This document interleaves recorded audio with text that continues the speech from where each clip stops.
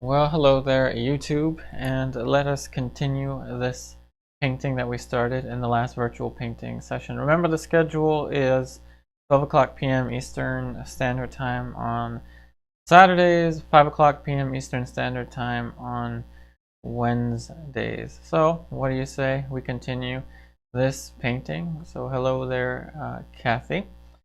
Let's go ahead and get right back into it. I'm going to pick up where I left off. The painting is completely dry. So hello there, Pluto planet. So what I'm going to do is continue to build the midtones of the face and then eventually make my way towards the hair. So this stream will be about an hour or two as I continue to push the shapes further. Last we ended off, we were working somewhere around here, so I'm going to start off with this color over here. So let's go ahead and mix some of the white. I'm going to mix white and cadmium red deep. So I'm not using any medium at all yet. The first layer or two doesn't really need medium. I'm trying to keep the paint as lean as possible.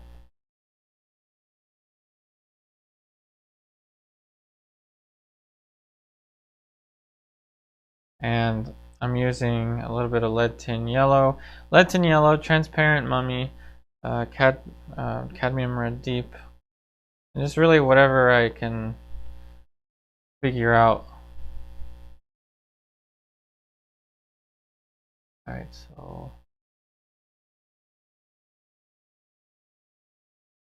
fairly close.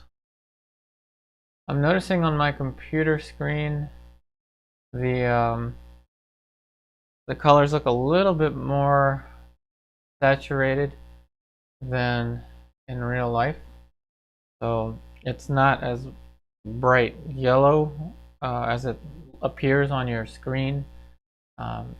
I don't know why it looks that way, but in any case, so I'm starting off over here. Now I'm going to work my way down towards the side of the face. So let's use Alizarin, Cadmium Green Pale. Hey Randy, Brenda.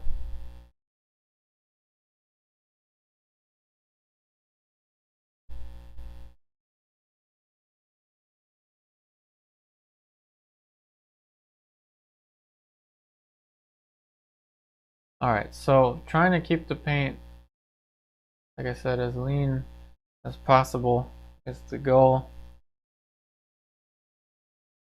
And when you're working on your second layer or so, you really don't need any medium.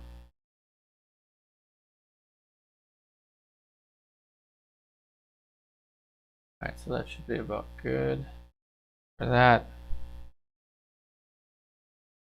A little bit more yellow ochre.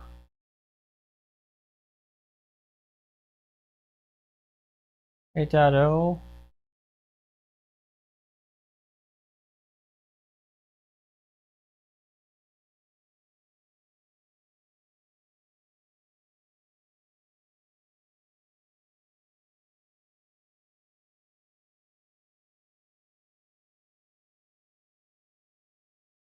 It gets a little bit more greenish, bluish. So I'm going to use Cerulean. Burnt sienna.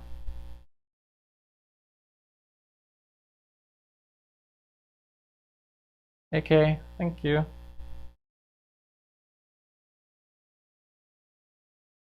So yep, as this is a virtual painting session, I'll be here for about an hour or so, or an hour or two.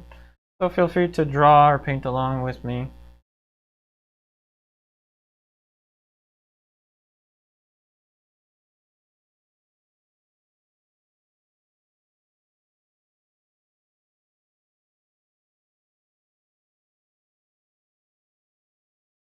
So I chose this section of the painting to warm up, so to speak. I usually won't jump right into the eyes unless I'm feeling really ambitious that day. But consider this a warm-up.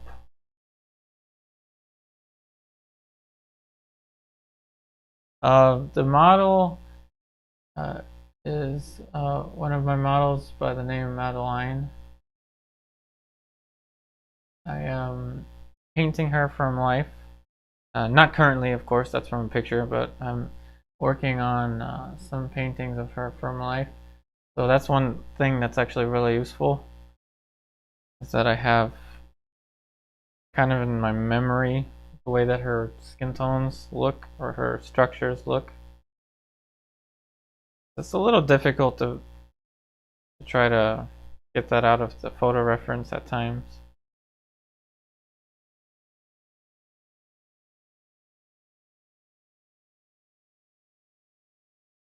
Okay, so a little more pink, so I'm going to use Perelyne Red.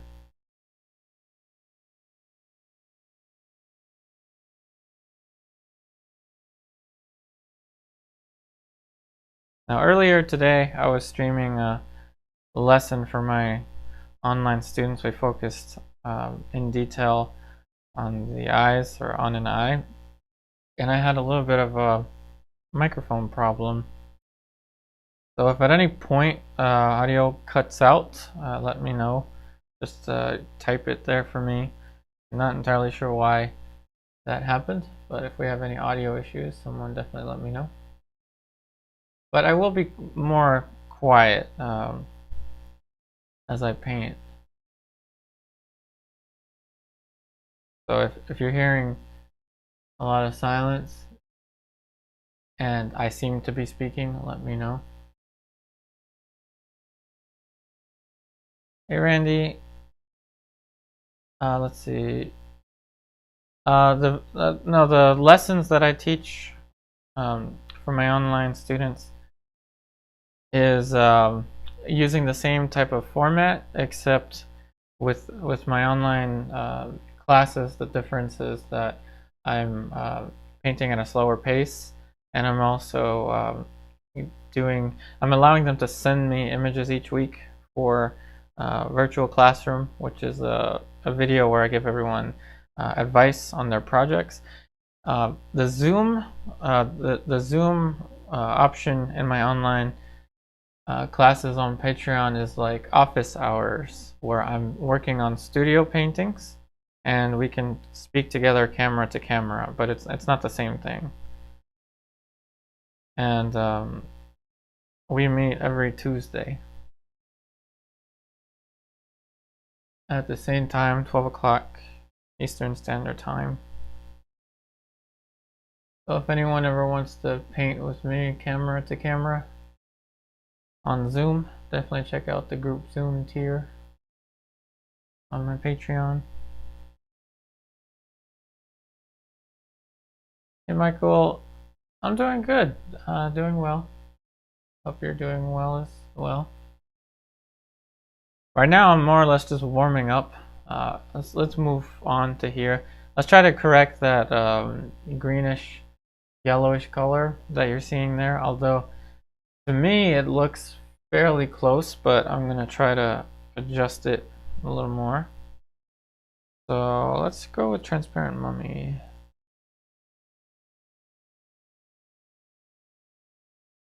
You love hyper-realism? That's cool. I'm more of a, I guess, classical realist. I like more classical realist, but you know, to each their own. I won't make this super realistic, but I like somewhere in between, like realist but still kind of loose kind of thing. Let's see if I missed anything. Oh, thanks for watching from Oklahoma City.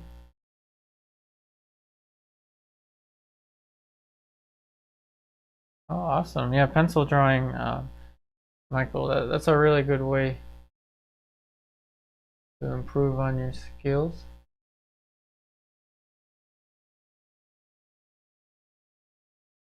Alright, so here we have the kind of pinkish color, and this is almost exactly what you're seeing on the photo reference. I think, this color, but that is nowhere near correct, what I would see on the model. So there's one of those situations where this is probably the color that you're seeing in the photo reference, but that is not true with what you would observe from life. And in fact, I could probably just look at some of my paintings that are around me, that I'm doing of her. It's not quite as generic of a pinkish color, so it's somewhere in between, so I'm gonna have to work with that. A little more lead tin yellow, transparent mummy, burnt sienna, a little bit of cerulean blue has gone into this, and of course a lot of flake white. Hey Michael, yeah, this is oil painting. Angelo, thank you.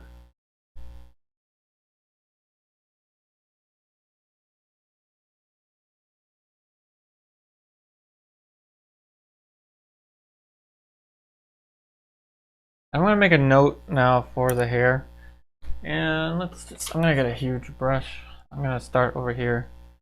Why not start with purple?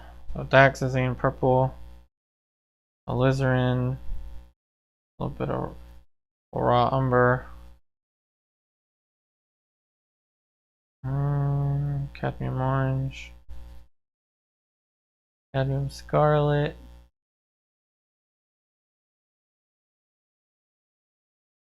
let's just make a note for now.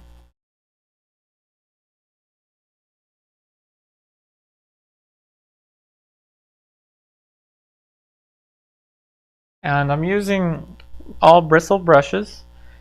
These are Silver Brush Grand Prix. I have 2 size 2s. This is one size 6.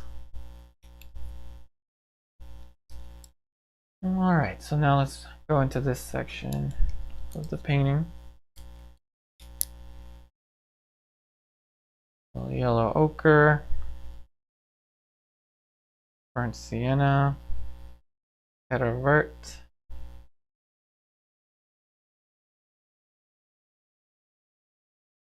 hey bad habit 13010. Hello there from Annapolis, North Carolina. Hey Rahul, these are Silver Brush Grand Prix. The brand is Silver Brush.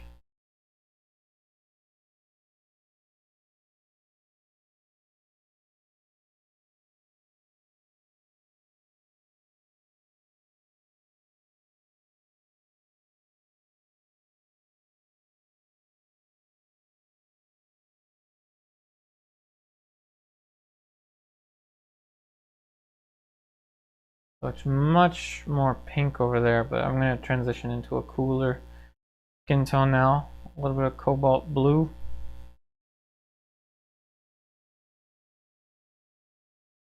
Angelo. Oh, thank you. Oh, Incaminati. I can see the word Incaminati. Yeah, you're correct. I think that's Portuguese. I'm not sure the language, but it's similar to Spanish. I can tell that you're right, writing about Studio Incaminati. I did study there back in like 2011. I made a lot of good friends over there. If you know Robin Fry, tell her I say hi.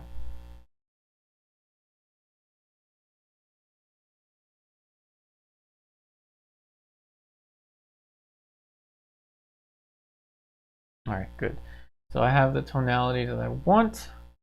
I want to push the color a little bit more.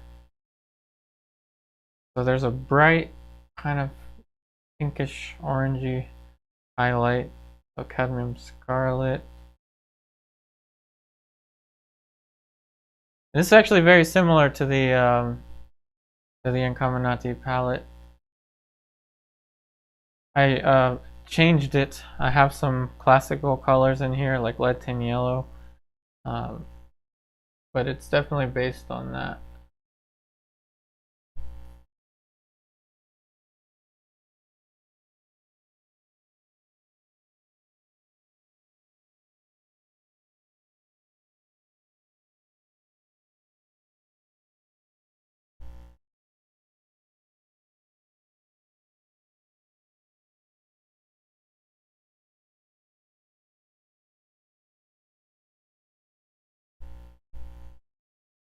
This is an excellent way to get uh,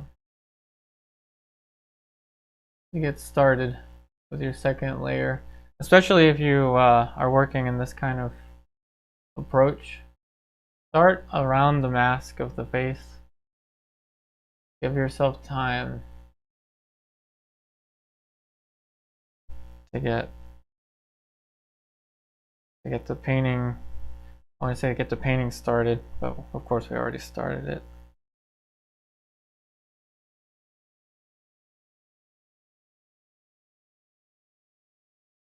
And I'm really building up the impasto.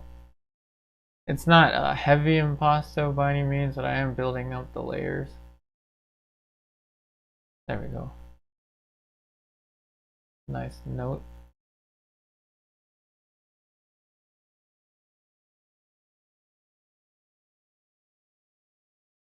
I'm just using 2 brushes. I'm holding 3 brushes, but I'm using 2.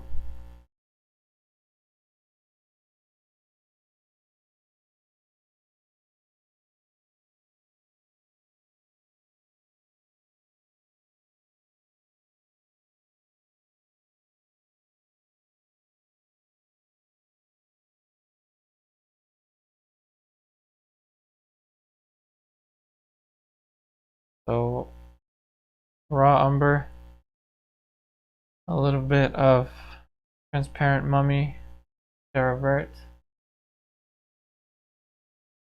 going into this mid-tone. Hey Randy, I want to thank you. I've already learned from your videos. I like to keep things loose when I draw. Yeah, loose is really fun to just get things from like this. This to me is still quite messy. So from like a loose to a more tight finish is fun, as opposed to just starting really tight right away. Now let's build up some of the color over here. And I'd say that this is a little, this whole section is a little too greenish right now, so transparent mummy. I really like to use transparent mummy and lead tin yellow for a nice orangey.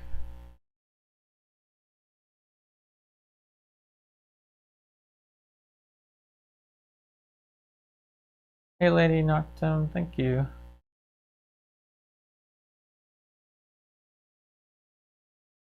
Hey Marvick, thanks for your comment. Monique has entered the stream.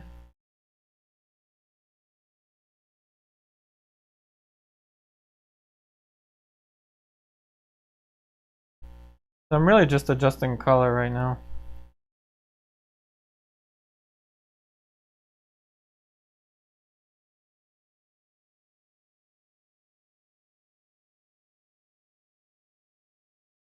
A little bit of cadmium orange and cadmium yellow.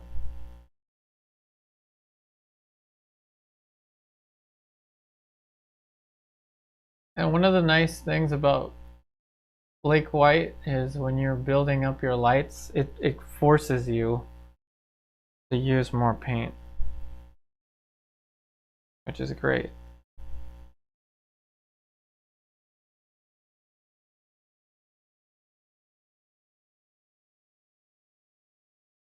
So that's about the yellow, the most yellow light there.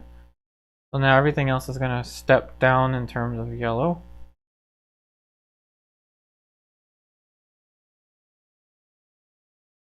Let's see.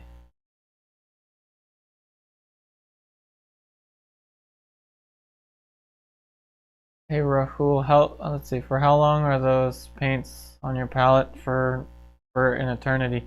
I leave the paints on here. I paint close to every day, nearly every day, so I don't really give them a chance to dry out completely.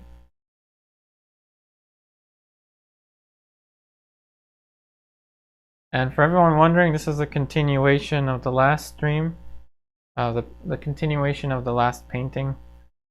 So their footage of the beginning of this painting is still and will remain on YouTube.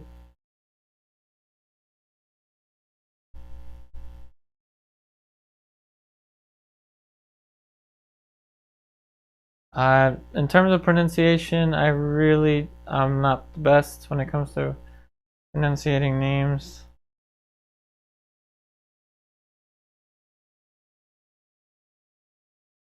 Sorry.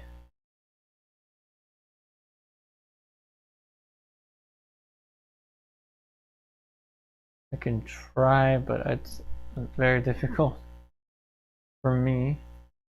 Irin Vasulu, the best I can do. I'm sorry. If you want to draw from the same reference, I'm going to kindly ask one of my moderators to do me a favor and tell me to comment it, or not comment it, post it in the community section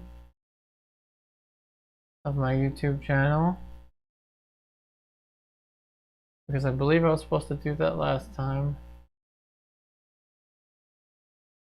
But at some point this photo reference will be there. And I really don't think we're going to finish this painting today. Maybe one more stream or two. Possibly more. But I don't know. We'll see. But you'll have the photo reference.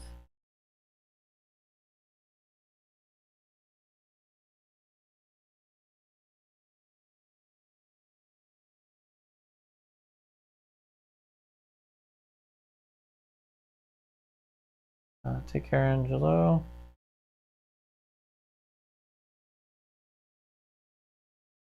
Create. What kind of palette is that? Oh yeah, this is a Turtlewood Series 3. Turtlewood is the name of the brand, not the type of wood. Trust me, I would never buy a palette made out of turtles. This is Turtlewood palette brand Series 3, which is their smaller palette. They have three Series 1, 2, and 3. 1 is the largest, 2 is in the middle, 3 is the smallest. This is 3.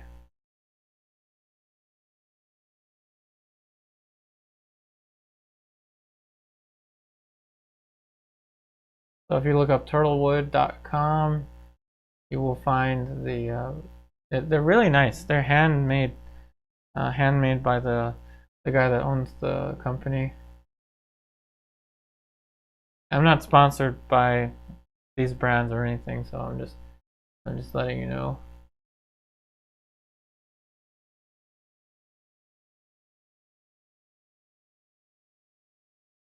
Hey Naya, oh thank you.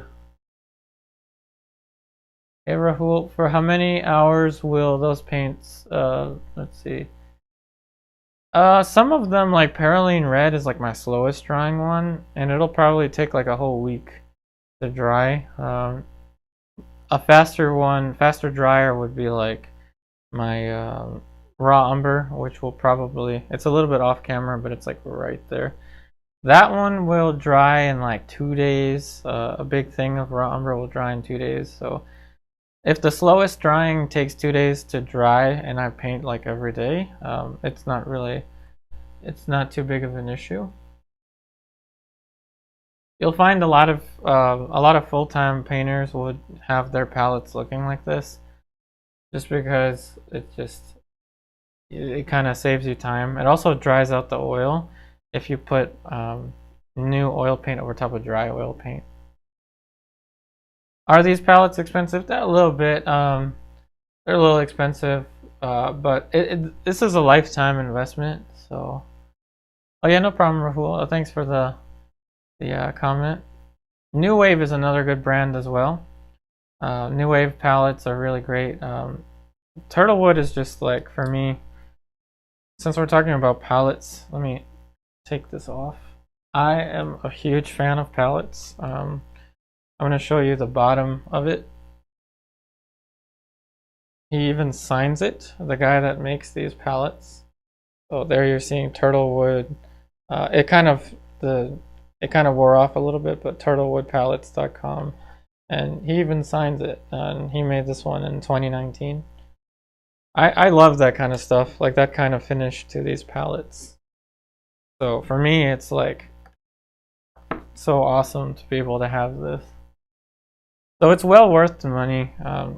Think about it as a lifetime investment. These things will last forever.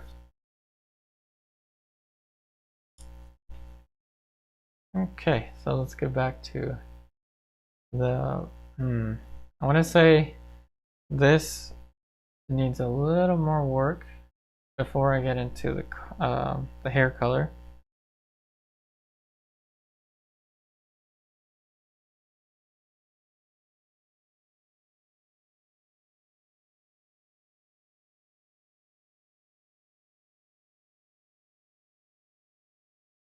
Hey Monique, it's a fairly decent sized palette. It's like 20 inches, about 20 inches long, and I think 15 inches. I forgot the exact dimensions.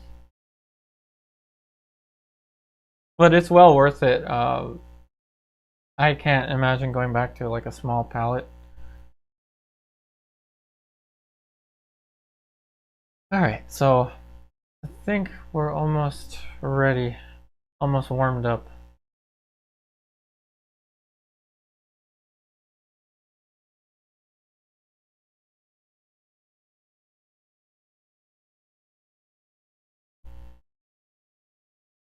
And a little tip on wooden palettes. Every night I clean it, I add a little bit of linseed oil to it for a nice polish. And over time, you can see how shiny it is. You can see my hand reflecting. It's really nice.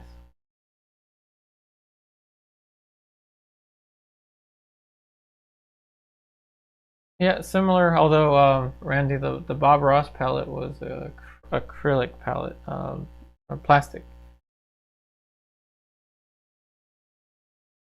But similar. I think his palette was even larger than this one.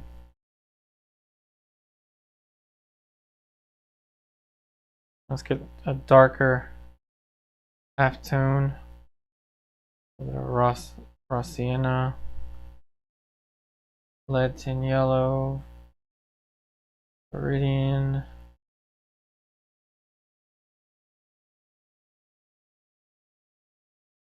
They do art and craft. Thank you.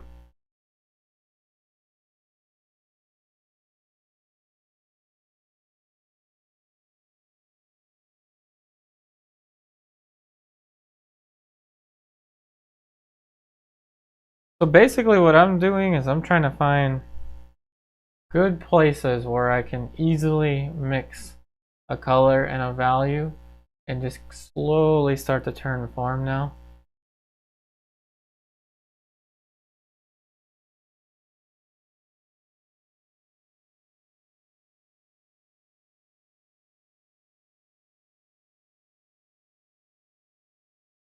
Rahul, painting size and yeah, this is linen.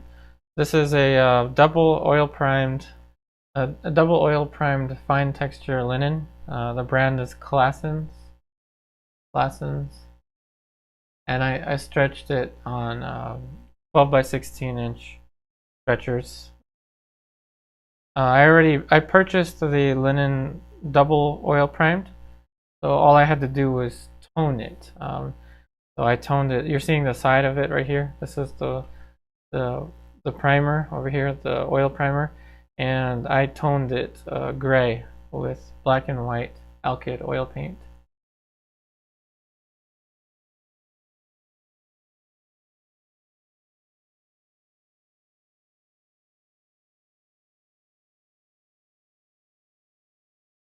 Okay, I think we're ready to start to put some more stuff for the hair.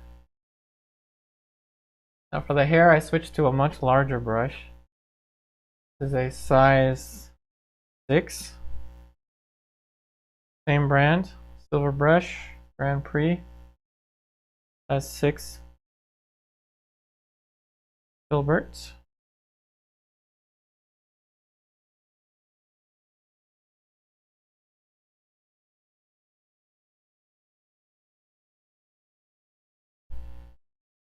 Hey Randy, yep. Netflix does have Bob Ross. Very relaxing.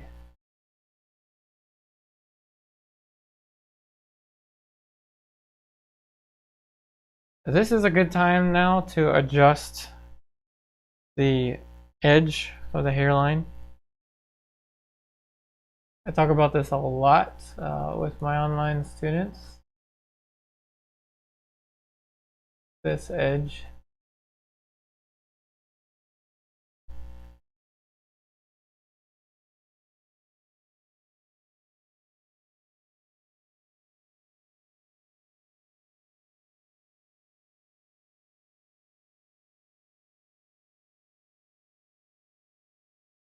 So I'm just gonna lightly blend it. But in fact, it actually looks more convincing if you overlap the hair into, or the skin tone of the forehead into the hair. You create, what is your thinking regarding layering some of the darkest darks in the beginning or not? That's a good way to do it. In some of my earlier lessons, my more foundational lessons for my online students, we do start with the darks. That's as per the classical approach. That works really well. I don't really do that afterwards. I kind of just jump right in. I always keep the fundamentals in mind. And you'll hear more about that later, the fundamentals, but I keep the fundamentals in mind, but I don't really follow any particular systematic approach. Starting with the darks is more of a systematic approach to this.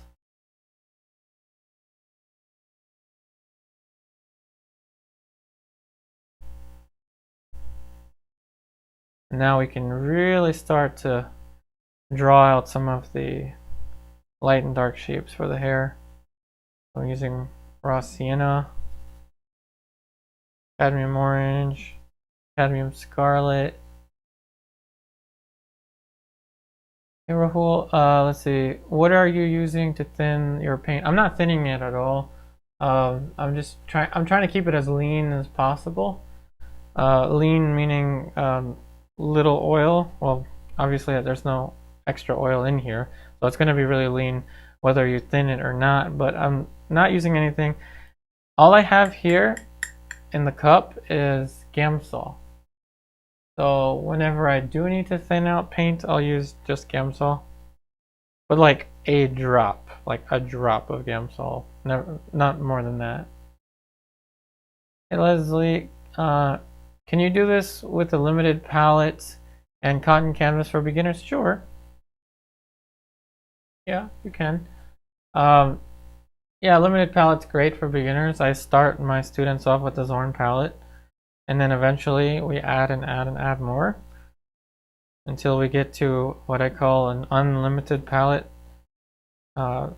There's just so much that can be done with modern chemistry in our oil paints, but yeah, you can definitely use a limited palette.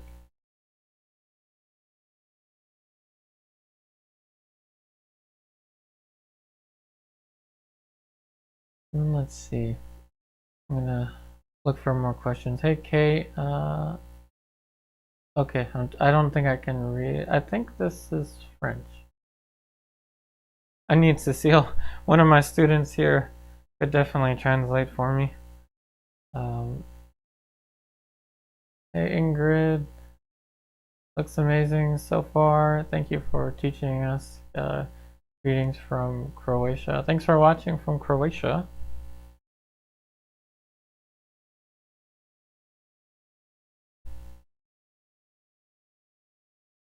This is a nice time to draw the mandible. Like I was saying, at some point in your training, you really just want to let loose, not think so much about a step-by-step kind of like methodical way of working, and just paint. Whatever comes to mind, do it.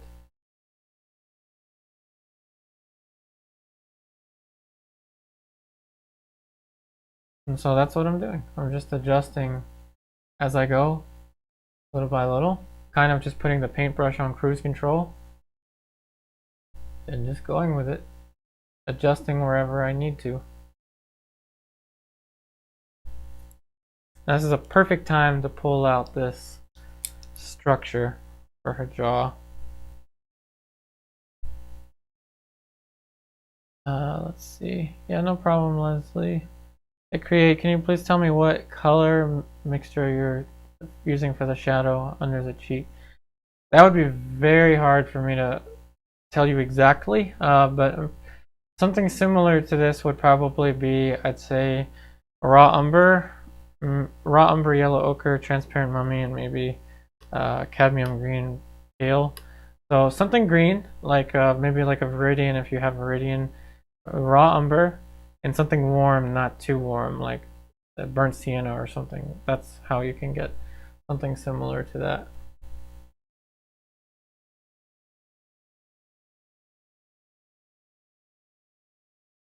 Hey Randy, where can I get the lavender? So spike lavender is excellent. I'll show you which one I have. I use it only for very specific instances now because it's so costly. Spike lavender. Hopefully you can see the brand.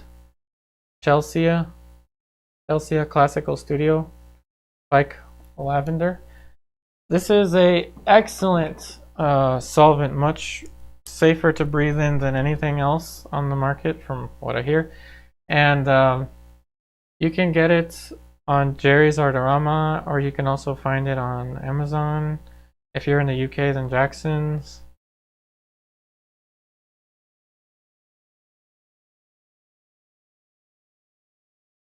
Oh, thanks, Leslie. Oh, no problem for the emoji. What's your name? My name is Yupari. Welcome, Sharia.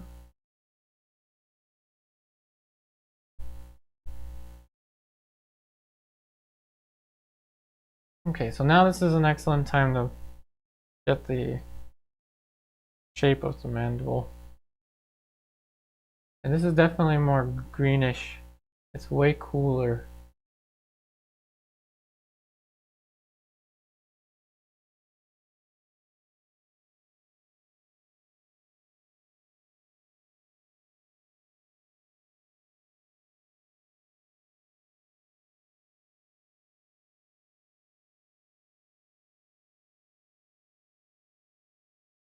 All right, perfect.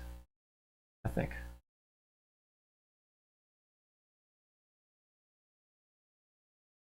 So everything works well until it doesn't. The painting always changes form, changes shape. The important thing is to basically problem solve without letting yourself get tired out in the process. Just figuring out one little thing at a time.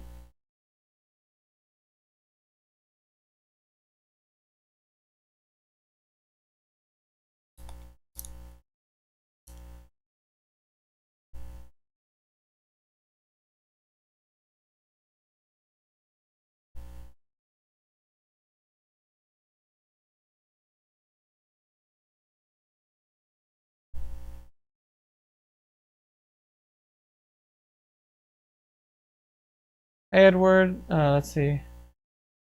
Just notice the 4 whites on your palette. Why do you have them in different piles? So this is all just Flake White. This is Williamsburg Flake White. I have them in different individual piles instead of one big pile because it allows me more of a chance to get a clean swipe of white paint instead of having it all in one thing. This little section over here is the scrap, so when I'm done for the day, I'll just take it and put it here. So that's the scrap pile. That's one big pile because it's just scrap, and sometimes I use it if the situation calls for it. Sometimes I'll use it.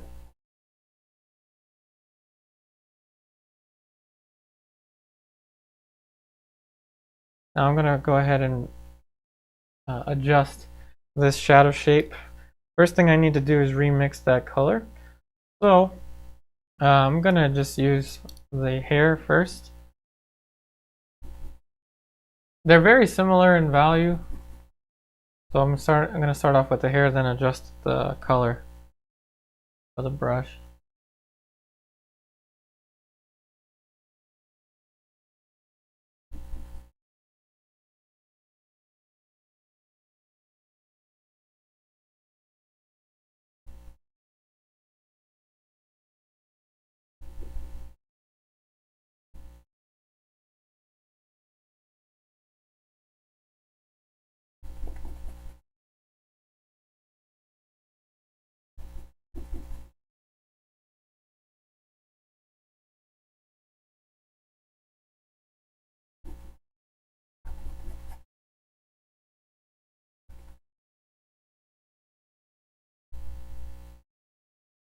A bit of Cadmium Scarlet.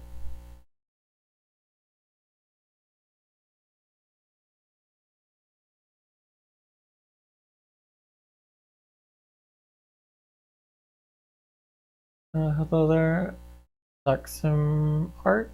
Rahul, what's the difference between titanium white, zinc white, and flake white? Ooh, that's a great question. All right, difference between titanium white, zinc white, and flake white. Ready, set, go. All right. Titanium white is the modern, ubiquitous white. It's the white that everyone uses, and it's a great white to use. It has very high tinting power, and it's more of a coolish color. That's titanium white. In contrast to flake white, flake white is not as popular as titanium white these days because of the toxicity.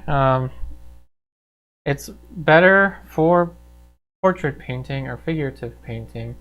It has lower tinting strength, but it's not as cool, and it has a kind of ropey texture to it that allows you to have painterly effects with flake white that you wouldn't have as easily with titanium white unless you modified it in some way, like manufacturers do with flake white replacement, which is also still titanium white. Zinc white was invented to solve a particular problem in oil painting, from my understanding. But the problem with zinc white is that if you use too much of it, the paint film gets too brittle and can tend to crack. However, modern chemistry makes it such that you can use zinc white without worrying too much about cracking, as long as you don't only use zinc white. Zinc white was made to, from my understanding, is to make colors lighter and more pure looking. I think that's what zinc white was made for. Also to prevent yellowing, even though that's attributed to oil, but in any case, to make things simple, if you're going to ask me which is my favorite is flake white. I will definitely keep using flake white. If you don't have access to flake white, a good mix between the two, not a literal mix, but a good one to use is flake white replacement from Gamboge. So hopefully that answers your question. That was a great question. Thank you for the question. Let's see.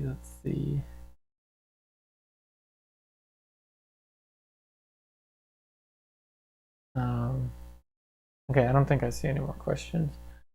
Alright, so let's get back into this.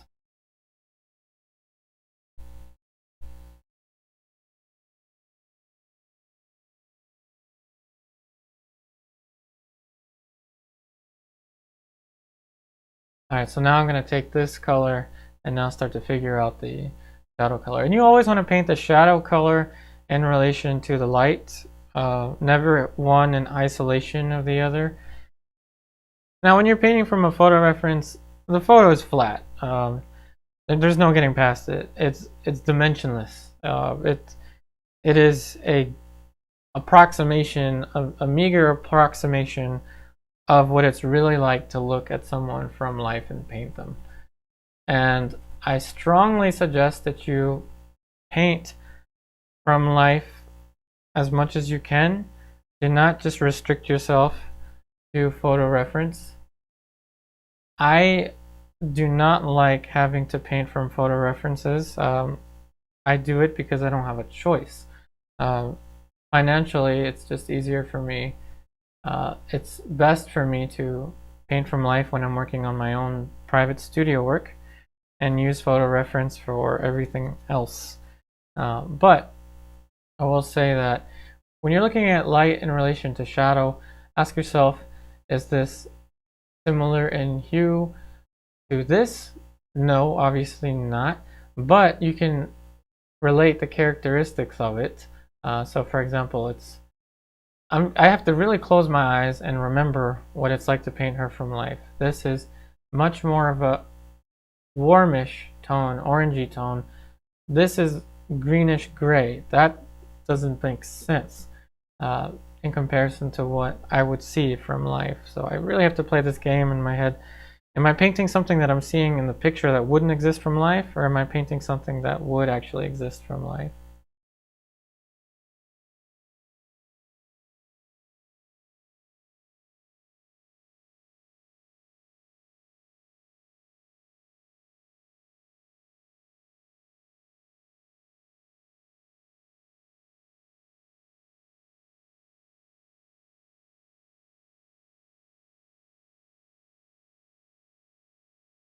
This shadow also carries through out here.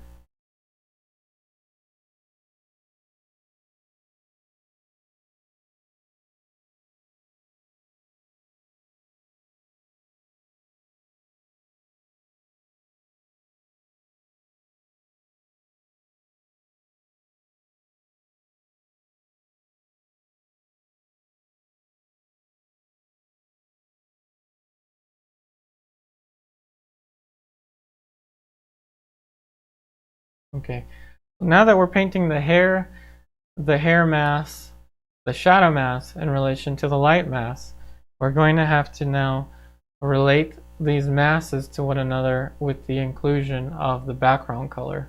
Now this is another thing that you want to consider when you're painting anything, is the environment. Don't just omit the environment. When you're really doing color, you have to think of the environment. When I isolated this in the beginning, I wasn't thinking too much about that. I was thinking about drawing. So now we're moving more into considerations for color. Now there's a reflection over here, a little bit of a reflection that I don't know if I want to put in because I painted the reflection last time. So I might omit it, the reflection, but this is definitely a color note that I want to put in. It's kind of a blue, greenish gray. So we're going to go ahead and paint that in soon. I'm thinking it's probably going to be like a, I don't know, like a grade cerulean blue.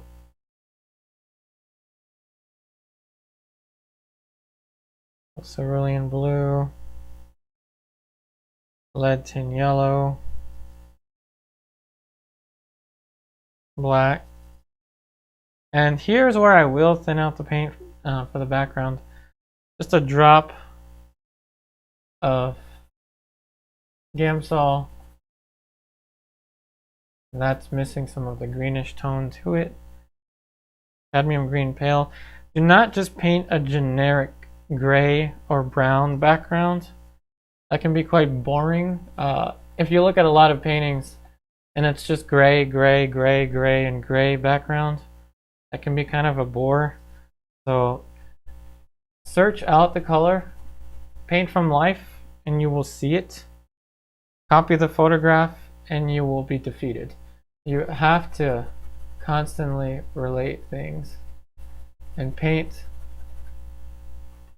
the beauty and magnificence of nature and not get caught up in any kind of idle fashion or trends or whatever. Basically, paint the truth. Paint your truth.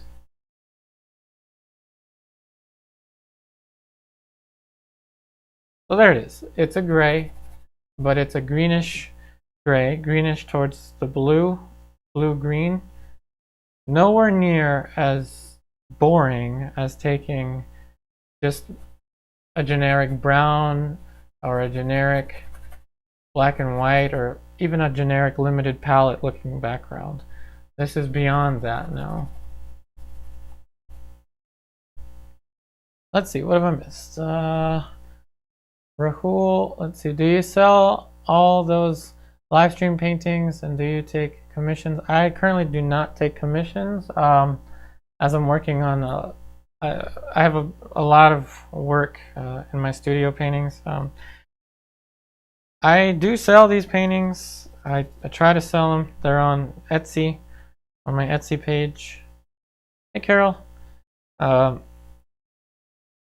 I think I only have 2 available for sale. But yeah, currently I'm selling them on Etsy.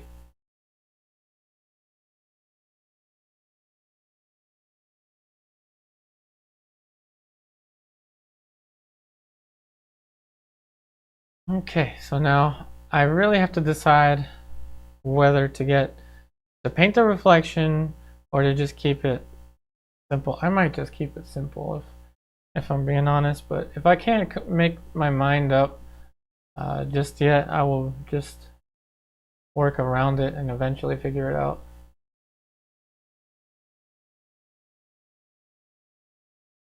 And the flower crown, I'm just going to use the tone of the canvas for now.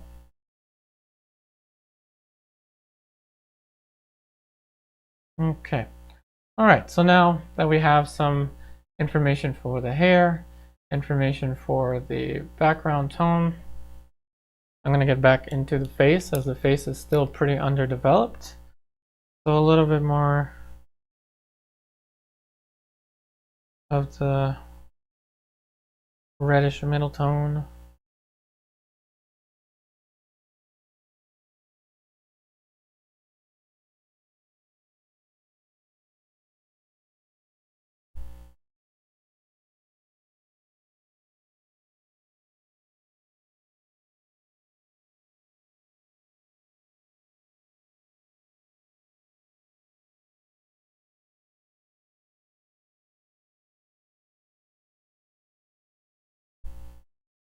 So that has to be one value lighter.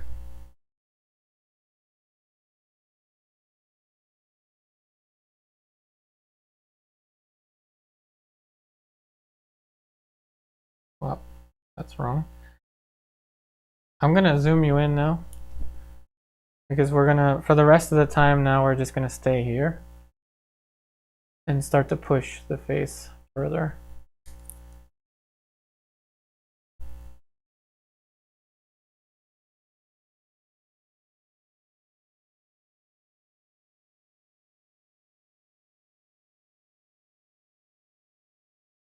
Now here's where it's gonna get really difficult because we're gonna reach the limitations of the photo reference.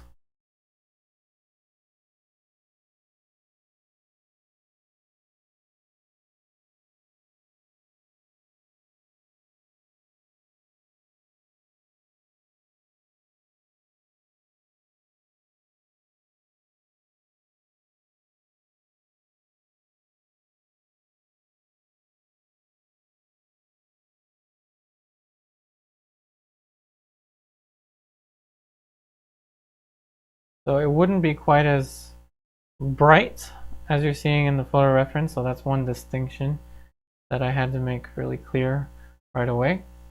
And now there's more of a graceful edge underneath of the eyes that I haven't quite painted in yet. I'm going to go for a more neutral yellow.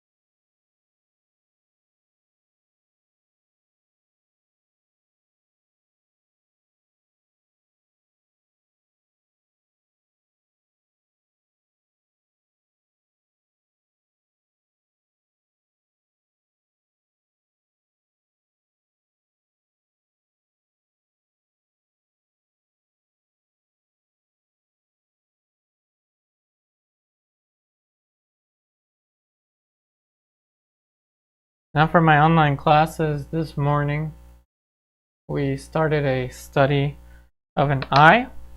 I'm going to quickly show you it and use some of that information in the painting, though I won't really explain it since this isn't really meant to be a lesson. So here's an eye that we started this morning. So as you can see, it's still wet. So it is a study of a Rubens painting. That's what we're doing for one of our projects. I'm going to take that knowledge now, so everyone that was with me this morning in the live stream tier of my online classes, I'm going to take that knowledge and now apply it to this painting.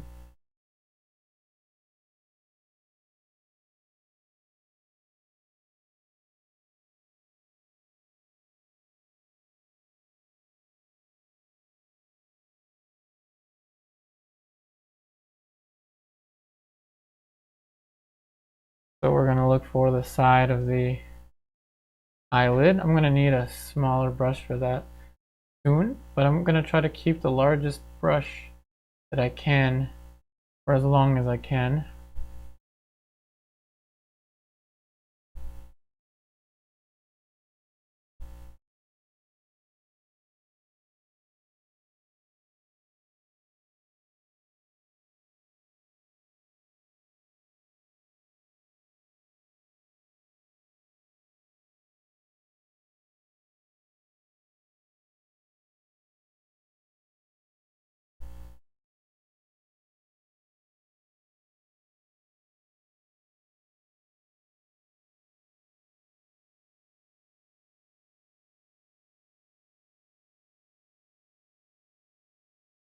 The last thing you want to do is get your pinky in the lead white.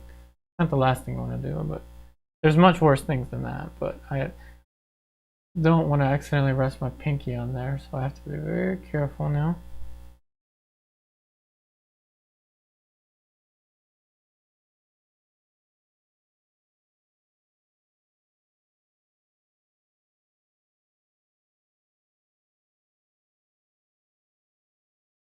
Rules, for how many hours do you paint in a day? I'd say maybe 8 hours, sometimes more.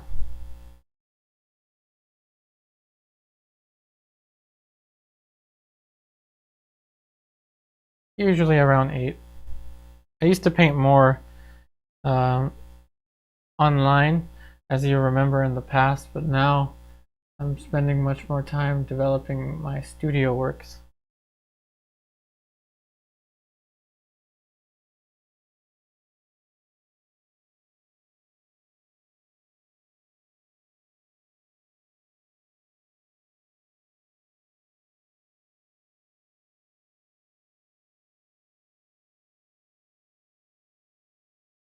Alright, so now I'm going to need incorporate a light brush and dark brush system.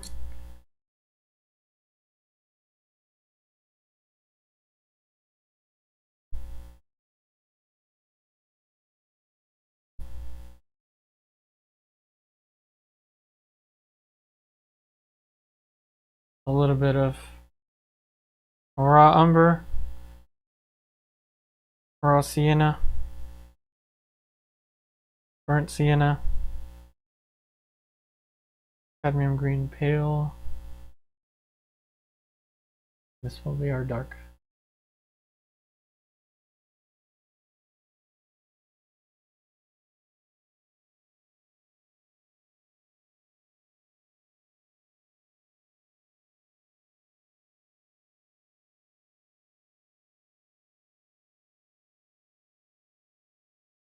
Okay, so for my light brush,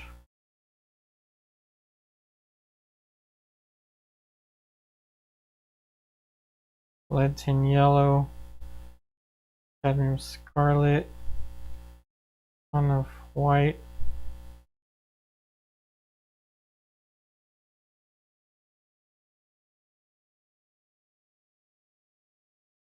really pushing that light. Now I'm going to switch to a small sable brush so we can really get into the intricacies of this eye.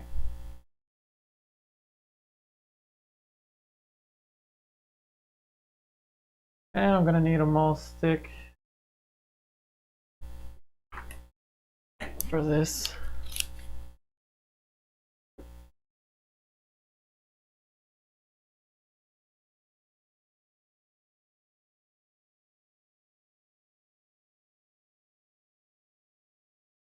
So this is what we were warming up for. This stuff. This is the technical stuff.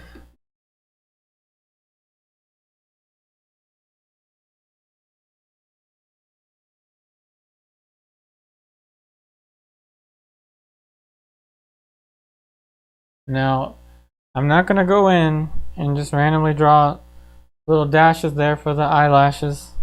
I'm going in for shape and structure. Eyelashes are not, it doesn't take a great deal of anything to paint eyelashes. So get the structure down and you can have all the fun you want with all the details later. But get the structure down. Hey Marshall.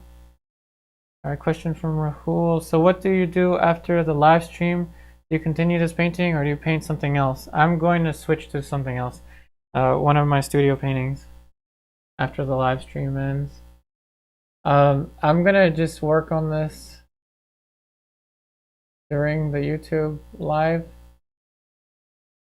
I may adjust like an edge or two, but not very much.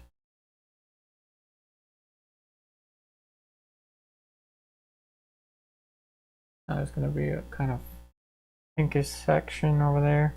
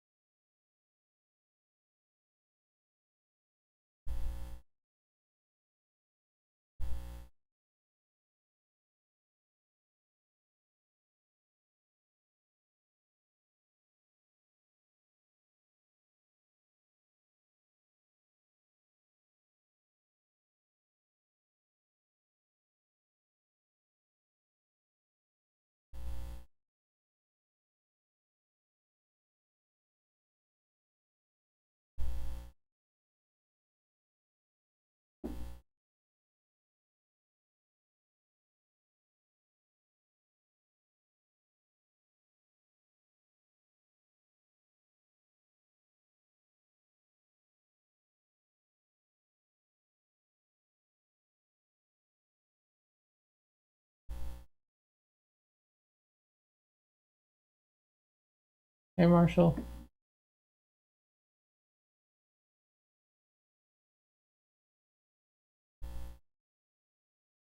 Now with the sable, I'm going to get the curvature of the eyelid. And this is just an edge thing. There's really only a couple values in there. The rest of it is all edges.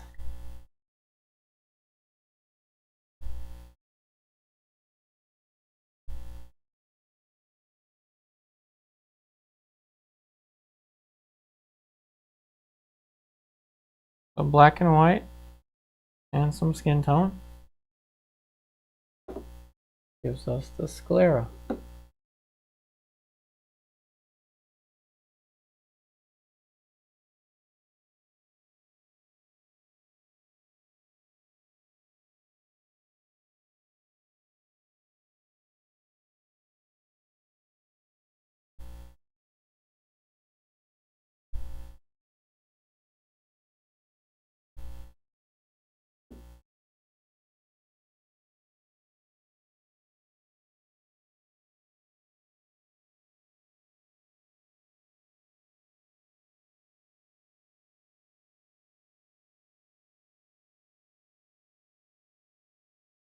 What you do to one side, you want to do to the other, or at least be aware of it with the other. So first thing I want to check is this. I get a T-square.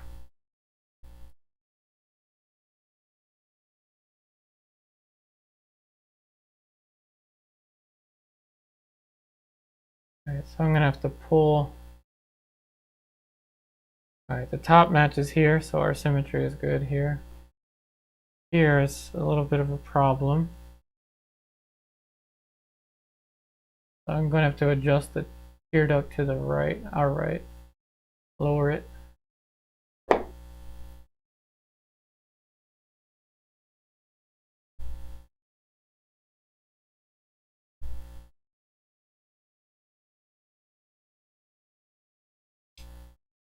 Hey Carol, the name of the stick, oh, this is a mall stick. This is just any like pole you can use to rest your wrist. And this is a selfie stick. So it's a selfie stick with the top removed and a little cushion.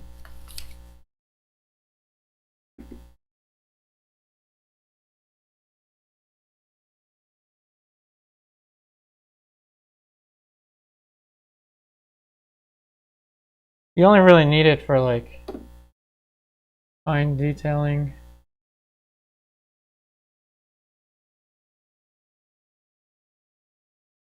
Or if you're using like lead paints and you don't want to rest your pinky on the paint, then this is the way to go.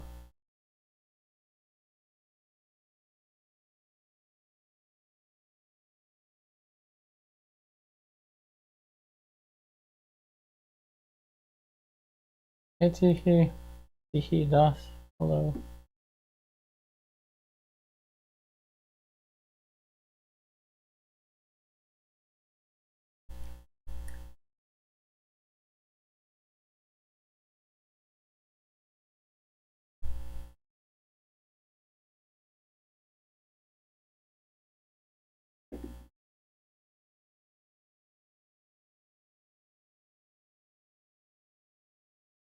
Alright, so I've lowered the tear duct a little bit.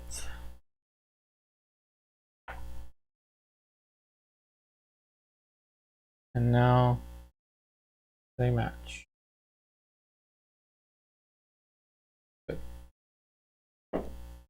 That's how you correct things with a T-square, especially when you have symmetry to deal with. With a front pose, front-on pose like this. Now some of the shadow for the eye needs to show. A little more towards the violet.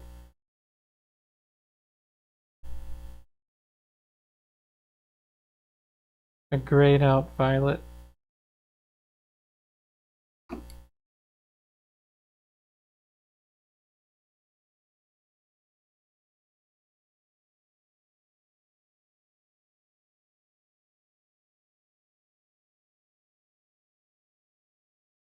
Needs to get a little bit darker than that.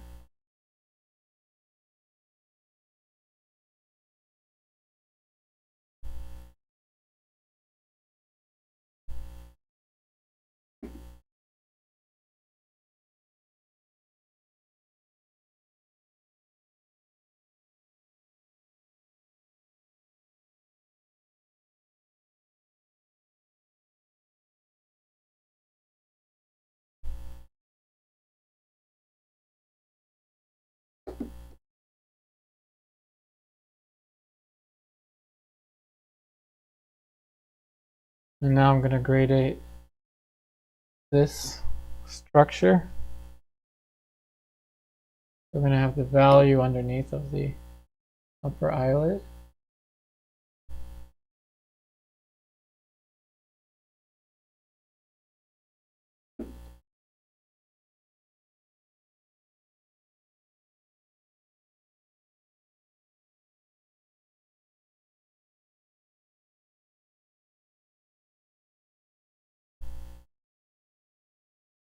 Cast shadow on the sclera. Tiny little thing.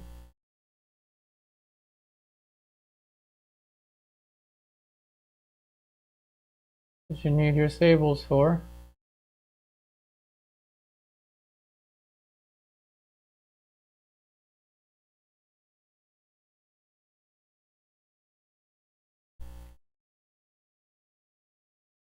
You know, Kathy, what I use for my maul stick if I can't find mine, which is often, I lose things a lot. I use a ruler sometimes to lean my hand. So, in case I lose my maul stick, which is like every other week I lose it, I'll just switch to the ruler. Alright, the color for the eyes. She has hazel eyes.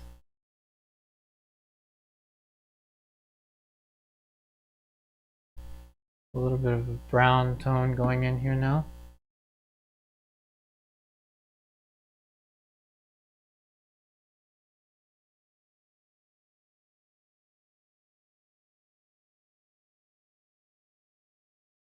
And of course on the other side it looks more like the green. Greenish, orangey brown.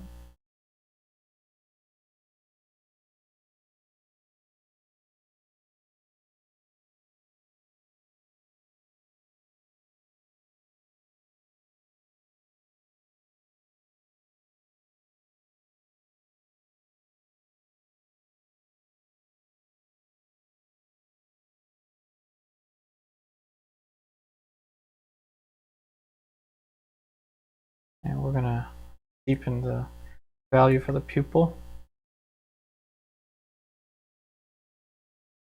Dioxazine Purple. Oh, what the heck. I'll just use purple.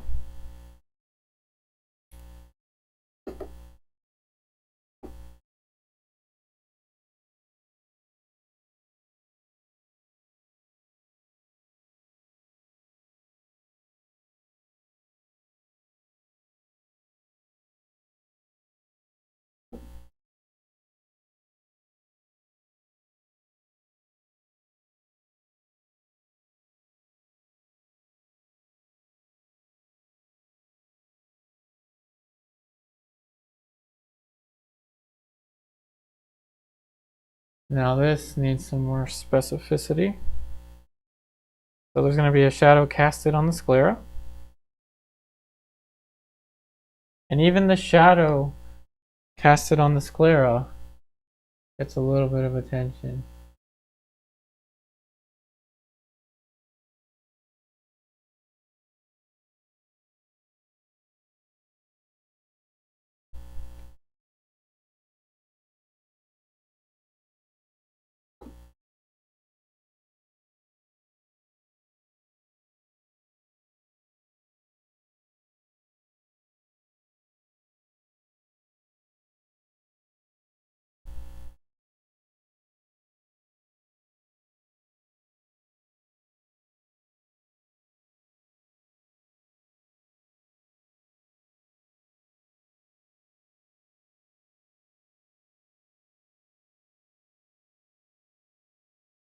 Now we're going to gradate the halftone for the side of the eye socket.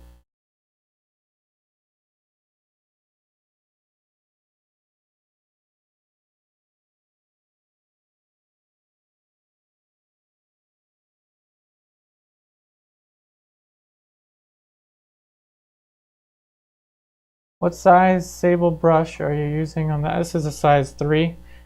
Size 3 silver brush. red sable. Super tiny.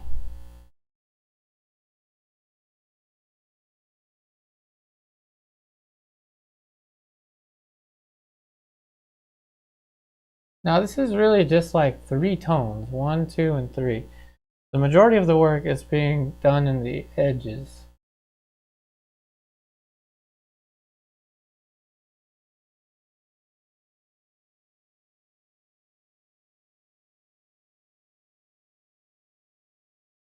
And of course the long-awaited highlight that's often most fun to do with Flake White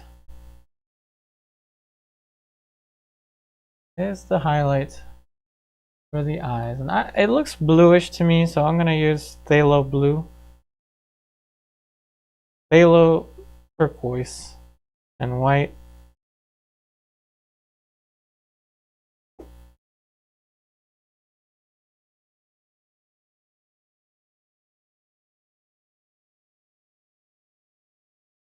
And there's 2 highlights. So one that's warmer, one that's cooler.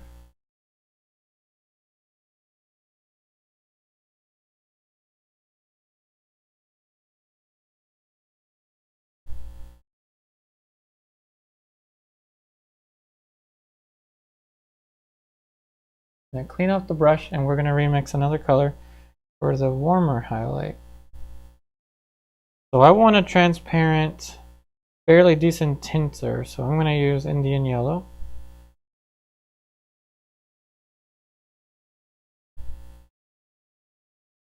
Again, effects that I would not be able to achieve with a limited palette.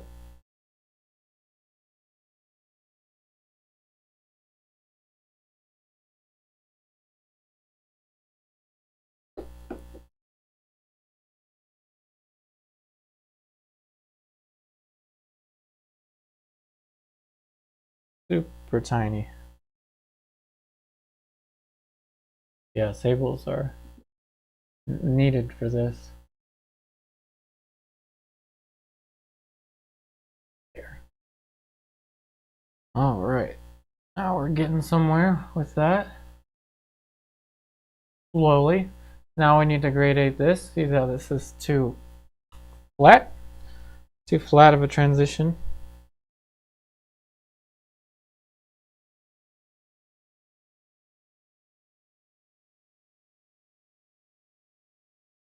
And it's an edge thing. This is not so much a value thing. This is more of an edge thing right here.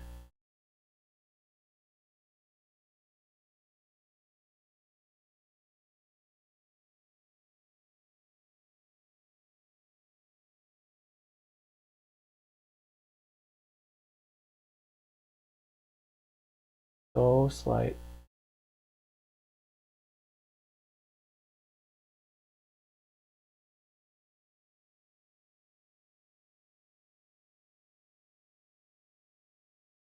Hey Marshall, Taklon brushes.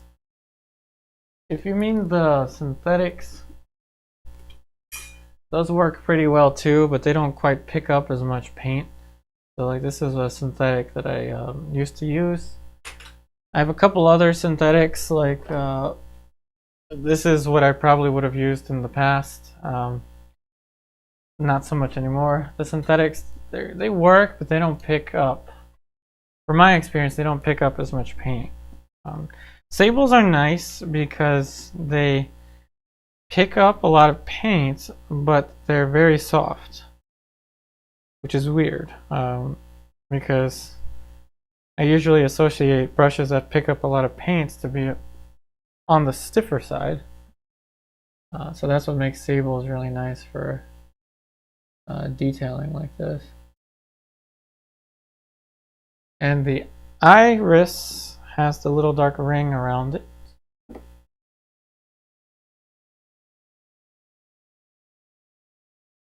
And we're going to soften the edge with it.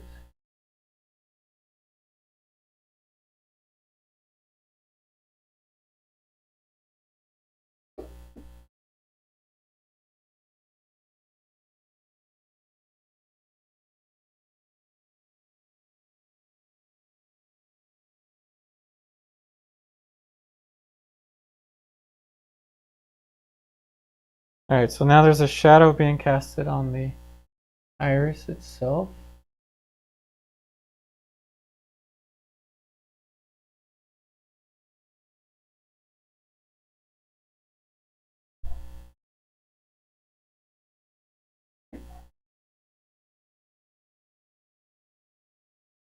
Alright, so now the shadow of the sclera, kind of a bluish gray. Certainly not pink.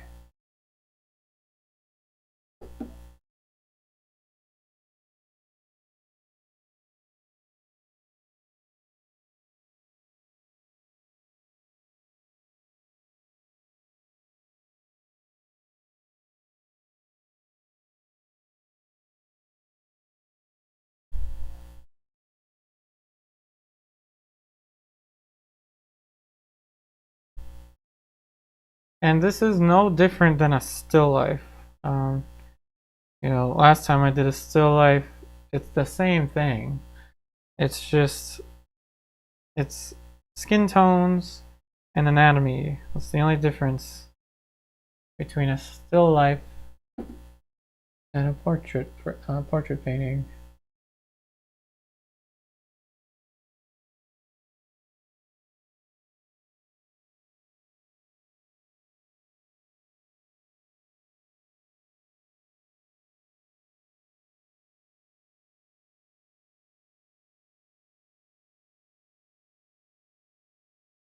Hey Marshall, it's the minutia that makes an image more real. Well, I mean, it makes it more interesting to look at. But for the most part, it's the structure that makes it look realistic. You know, I could have easily not put as much information or detail as we're doing now, and it would read. But I know what you're saying. It's there's more to look at. The eye has more to do when it observes a painting with this much information.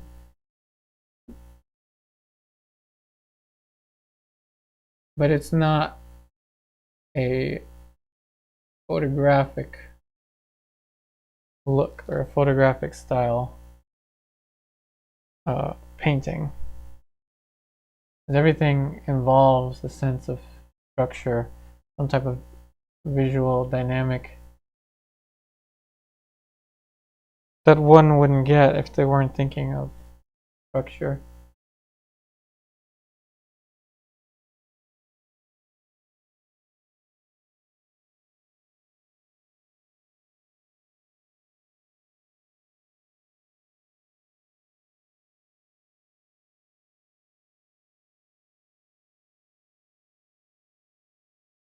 I mean, the minutia, Marshall, the minutia is fun to paint. I'll give you that. It's very fun to paint, and it's something you can just get lost in like all day. Just work on it and work on it all day. But in the end of the day, the underlying structure that really does all the work.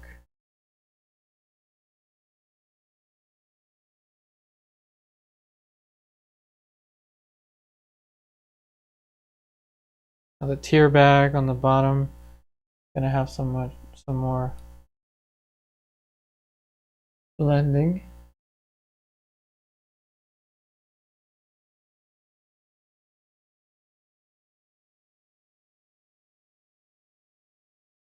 A little cooler, so Cinnabar green light. A little cooler.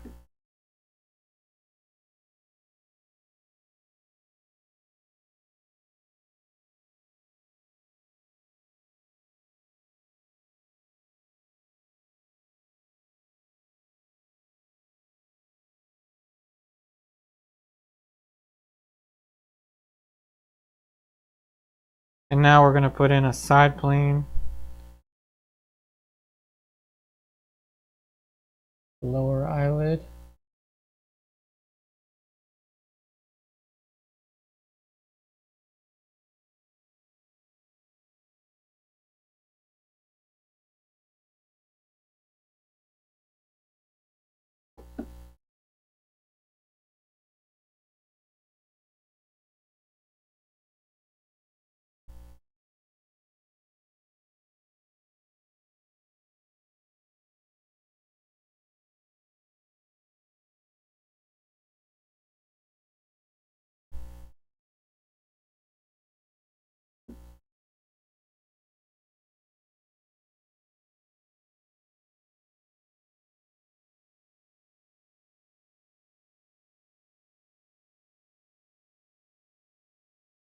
Okay.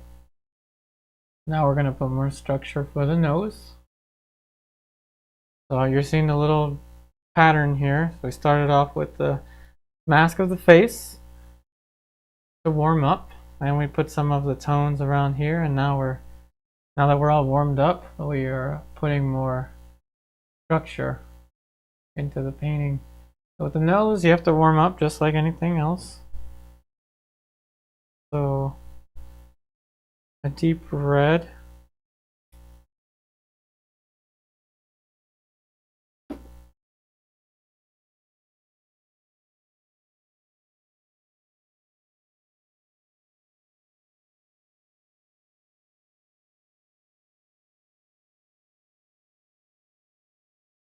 Now we're going to look for an orangey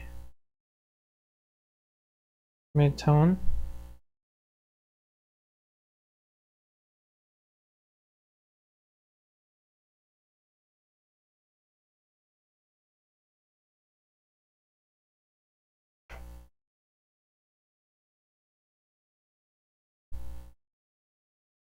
Hey Monique, yeah, I know what you mean. It is so wonderful to see our students progress. Such a short amount of time too.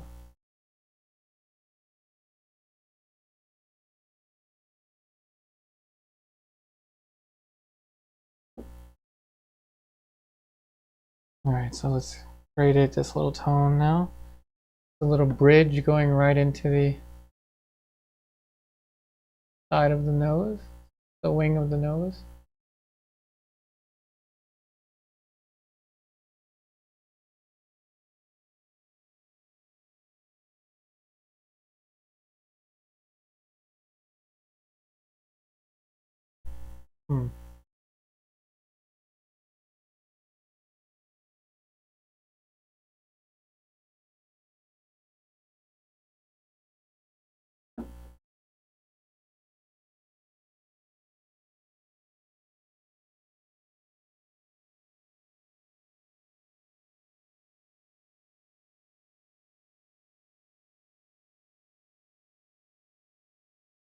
And this is really what the beginning stuff is leading us up to be able to get to this fine level of structure. And it's fine to leave a painting all loose and I don't even know what the word is, alla prima looking or whatever. That's perfectly fine, but at a certain point, you really want to describe, because that's what you do with form. You describe. And the more and more realist stuff that goes into this, the more and more the artist's own personality comes to play.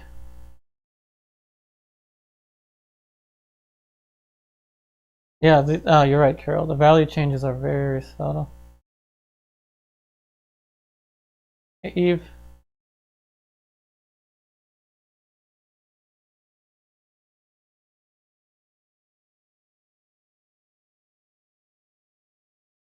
And I want to make something very clear now that we're getting into this realist stuff. You can study with whoever you want to study with. Learn whatever you want to learn from people, but always check their teachers. And for the longest time on the internet, I usually don't say these things, but I've been very fortunate to have had, like John DeMartin as my drawing teacher. I've had John Ebersberger, who studied with Henry Henchy. John Ebersberger studied with Henry Henchy, and so did Nelson Shanks. Nelson Shanks trained the teachers that I studied with, and Nelson Shanks was also trained by the same artist that trained to my understanding, the same artist that trained Michael John Angel. So you see this lineage in the realist schools. So whoever you want to study with is fine, but make sure that you know the lineage of their teaching, because then you really get a sense of it. It goes all the way back. You know, you want to have that kind of lineage in your own approach. Speaking of which, so what one of my teachers would tell me in the past when it comes to this, that, like when we were doing cast painting. So if you've done a cast drawing or cast painting or something, they use the term called on form. On form, which means you're no longer thinking of,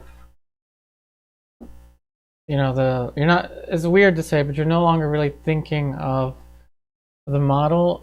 You're thinking purely in structure and how to make something look dimensional. And all of this goes down to how much anatomy you know, how much time you've spent doing cast drawing or cast painting. Painting from life, number one, and just how dedicated you are. Because without the dedication, then you can't get past mistakes. Mistakes will defeat you if you don't have the motivation. And if you love painting, that's all it takes. Because if you truly love it, you will continue to do it, and you will work past your mistakes, and you will reach new levels. All it takes is time and the right teaching.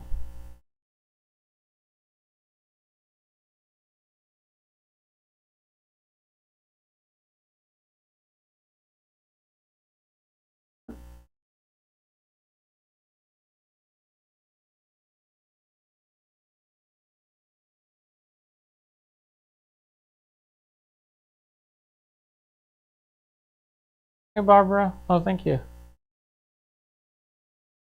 We're getting there with this one, little by little.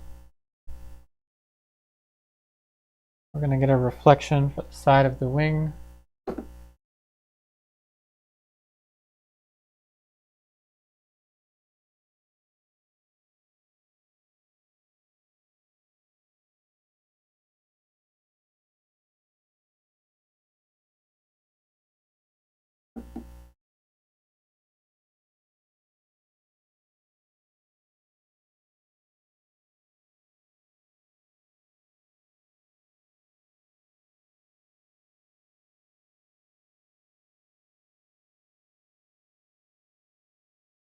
So always ask about your teacher's teachers.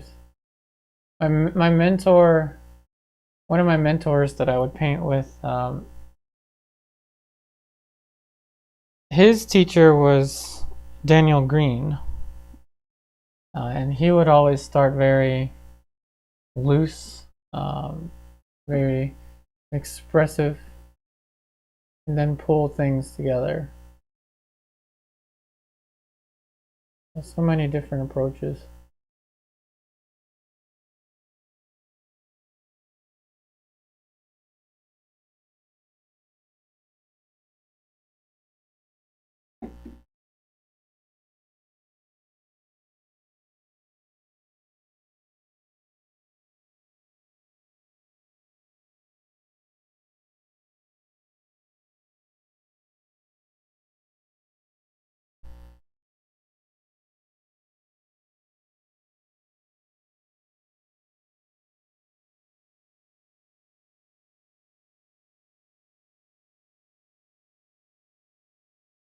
Very subtle stuff here.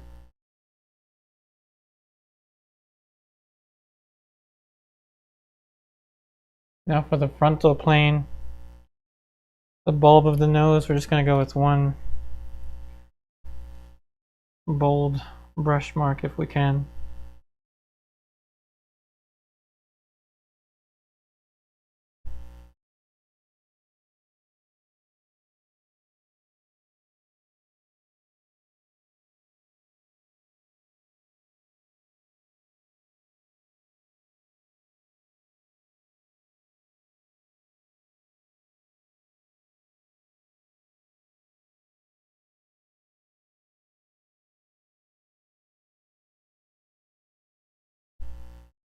And now we'll just round that out.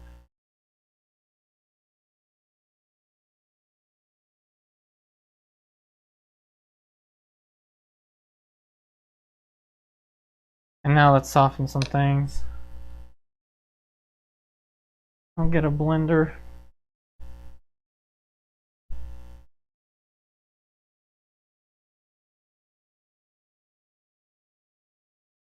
I'll just use the canvas to clean the brush.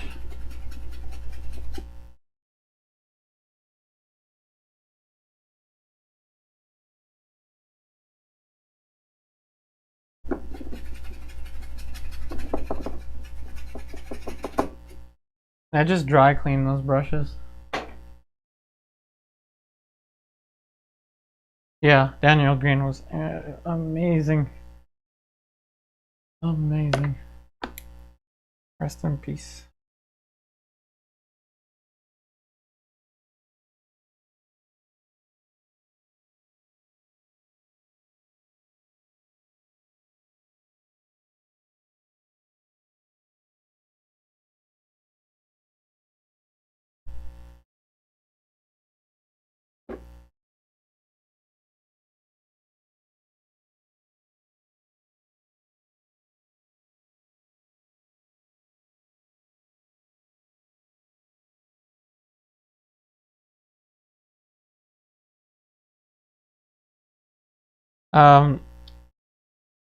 I'm going over dry paint, Carol.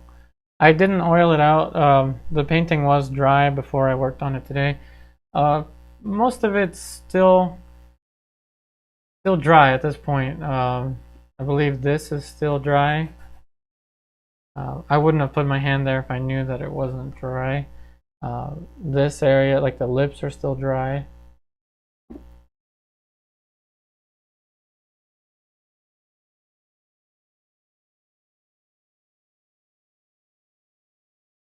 And we're going to put in the side plane of the lower eyelid.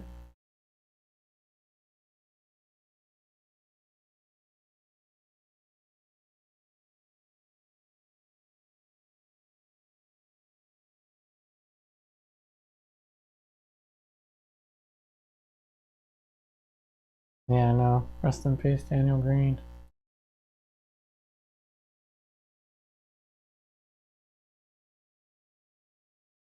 It's crazy. Over the past, I don't know how many. Well, we lost Nelson Shanks in 2015. We've lost Everett Raymond Kinsler, Nelson Shanks, Daniel Green, so many others, of course, but wild.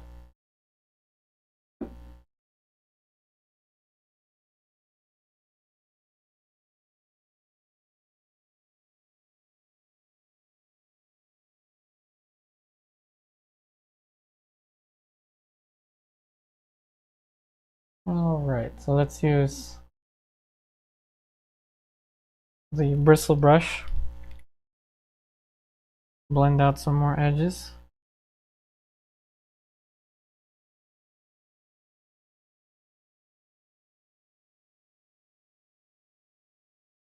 Now ask yourself, is it an edge thing? Is it a color thing? This is just an edge thing.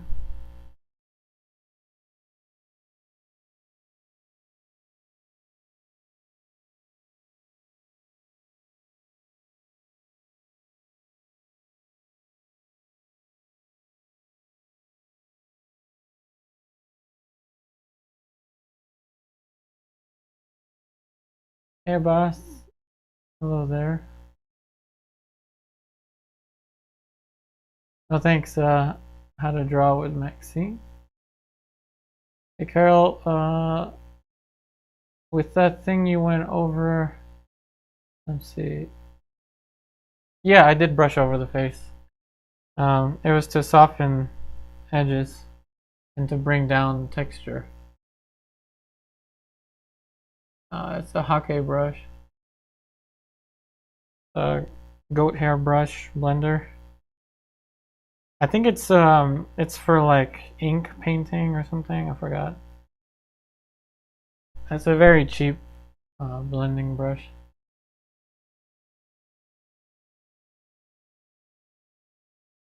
I mean, it's so cheap that it doesn't even. All it has is the logo, not the logo, but it's pretty much super cheap. The Hake brush, HKE, 2 inches wide, and I just dry clean them. Or Hake brush, I don't know. Somebody told me that I was pronouncing it wrong. I'm probably pronouncing it wrong, but such is life. It's a blending brush.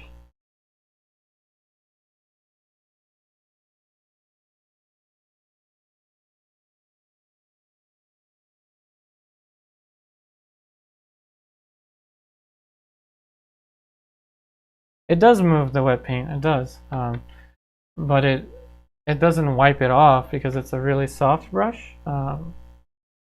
So it just brings down the texture a little bit. Now we're gonna work over here.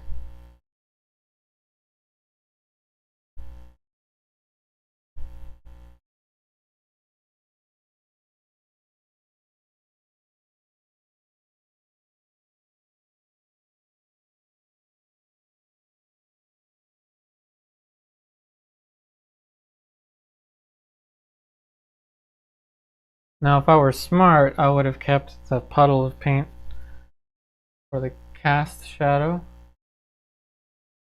I think this is the correct puddle. Not cast shadow, excuse me. Form shadow. Speaking of form shadow, cast shadow, I should delineate the cast shadow underneath. So what do you say we do that?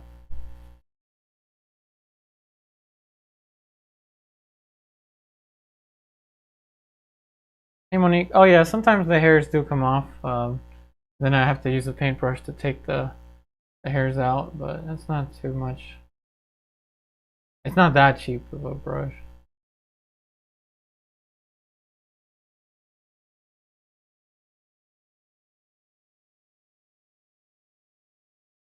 Yeah, like yeah, Carol, like if there's any lumps of paint that I don't want to dry all lumpy, then it's useful for that.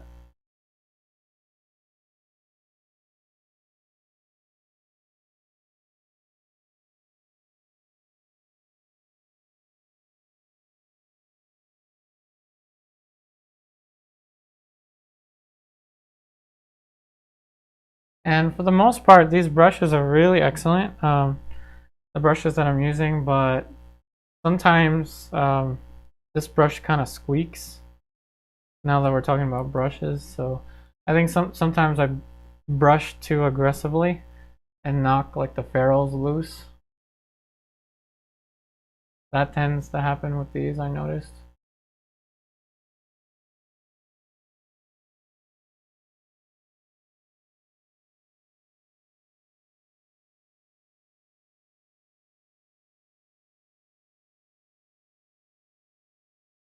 So the cast shadow must be a little more on the cool side. There is a reflection in her neck right here. I'm gonna omit it. Cast shadows are usually darker anyway, so I believe it's just the camera was picking up the light that it probably shouldn't have. So I'm just going to edit that.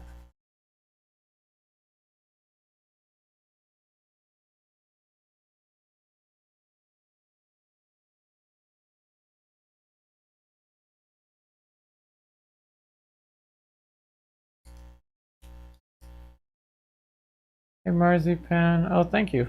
I'm glad you're enjoying the colors. Speaking of colors, now let's adjust the color of that transition. It should be closer to the greenish.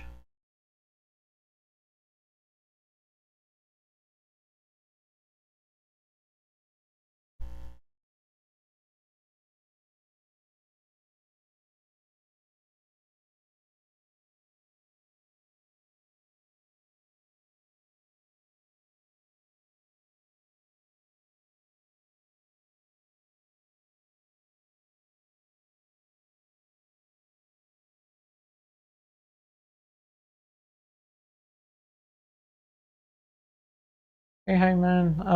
Thank you. Yeah, I get what you mean, Marshall, that sometimes the lumps add a nice texture to the painting. But this is already a pretty, this is a fine textured linen, but it still has more texture than I would want. So doing that also helps to flatten out the texture, and then next time when I work on this, it'll be an even nicer surface. So the more layers I put and blend out like that, Marshall, the more I'm building up like a smooth finish.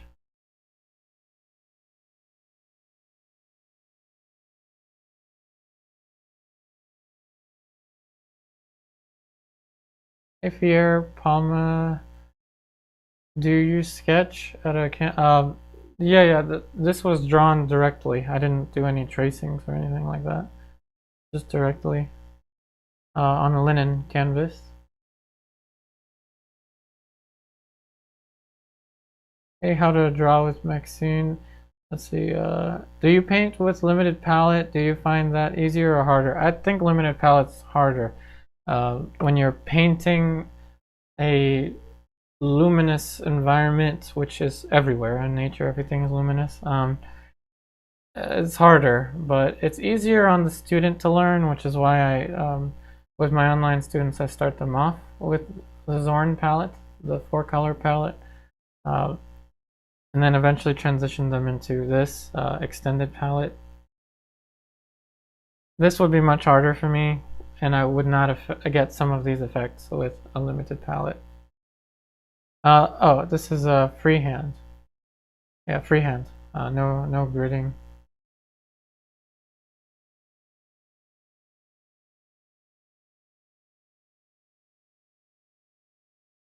My foundational classes for my online, my foundational lessons for my online class involves drawing templates that have finished outlines.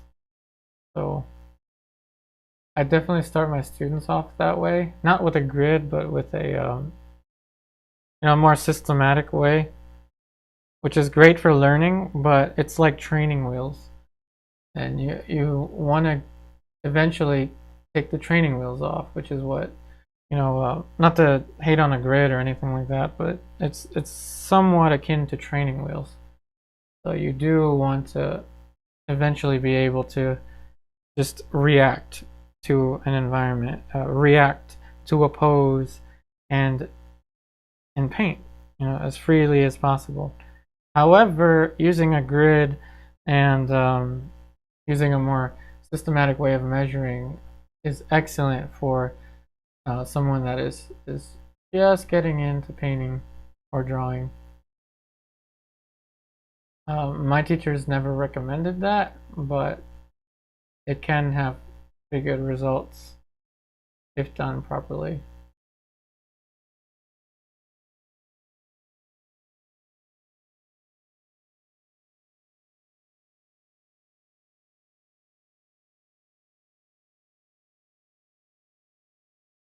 If you're, do you paint every day? Yep, just about almost every day.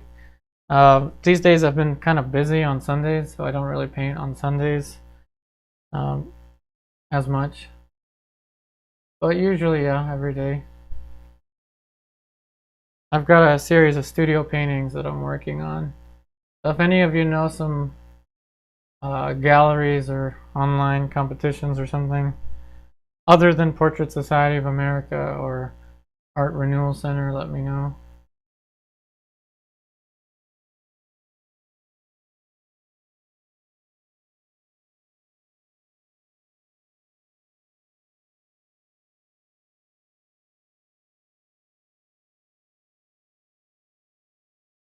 No, I don't use gouache. I only use oil paint.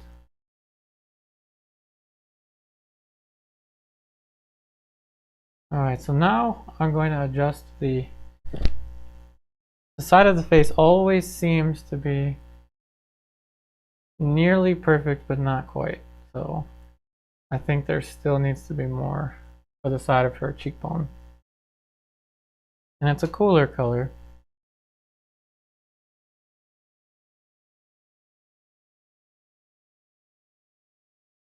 Let's see.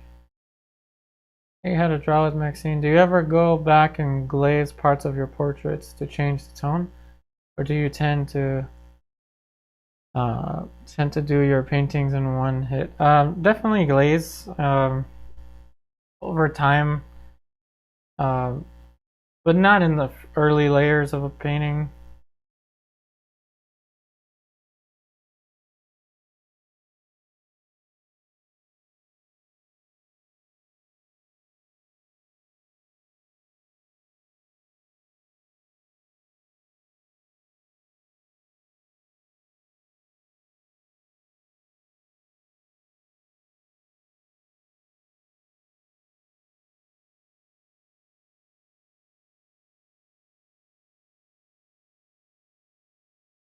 There's a very specific edge that I want to get.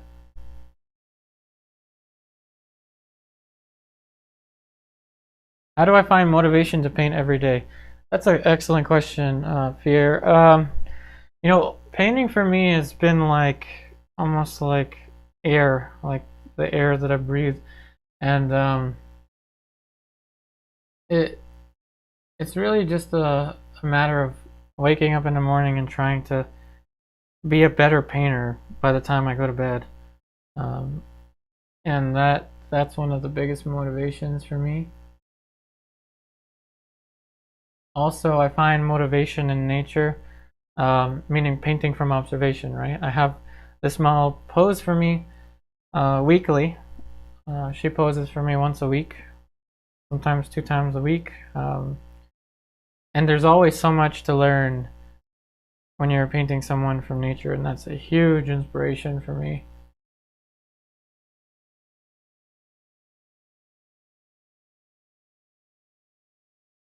And for me, it's like trying to grasp, trying to attain a level of painting that is so, I don't know what the word is, but like to be a better painter, you know, to improve, every day to improve.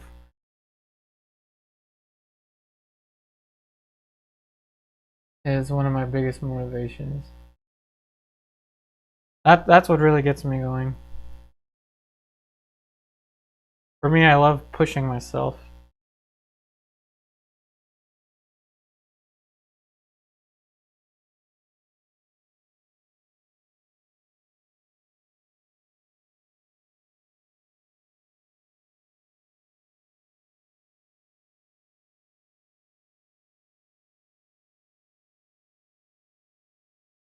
Speaking of which, it's about to be 2:00 p.m.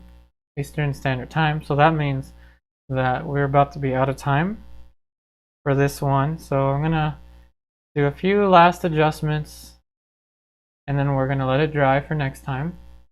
And next time I will keep pushing the specifics in the painting, and then we'll start to draw it towards a finish. I doubt if we'll complete it next time, but we'll see. You're seeing how it's slowly but surely.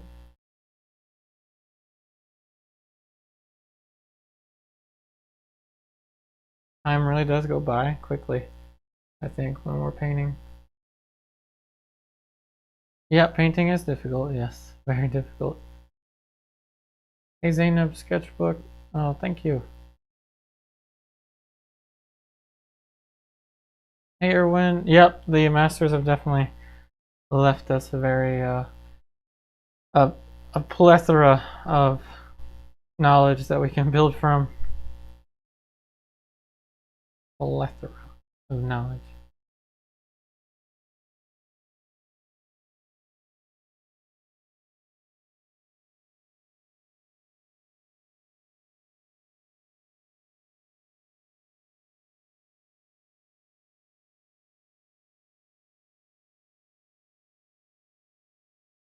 Hey Fear, oh thank you.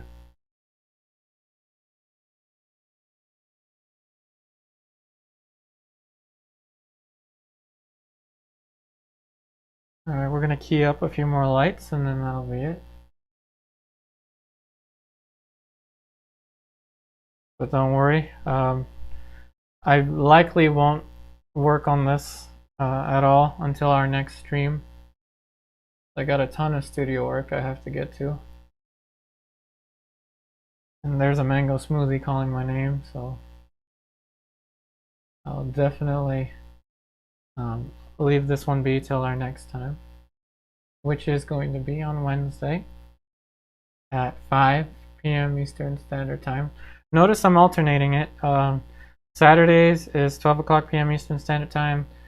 Wednesdays is 5 o'clock p.m. Eastern Standard Time. So hopefully those of you that can't watch them at a certain time can join, say, you know, the next stream, so it's a little bit easier.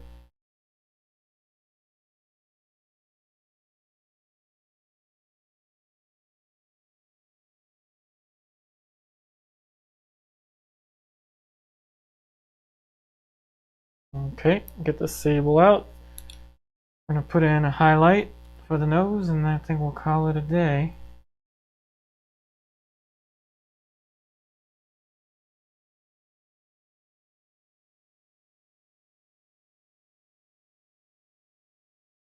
Or not. Hold on. Forgot to clean off that brush. And this is one of the really nice characteristics of Flake White.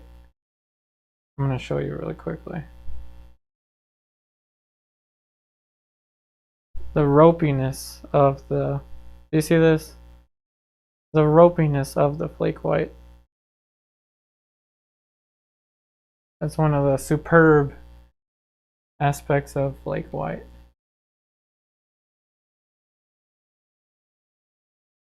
And make sure even the highlights have shapes. Make sure it's not just a random spot.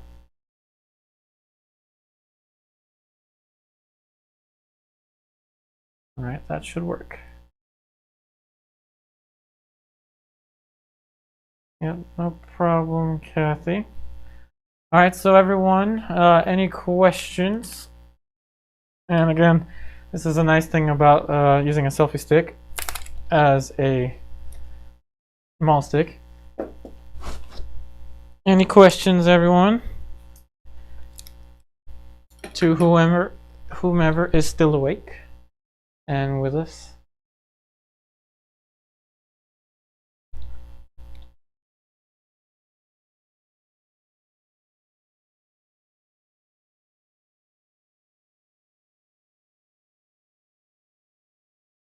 And yes, of course, if you like what you're seeing here and you want more educational content, please check out my online classes.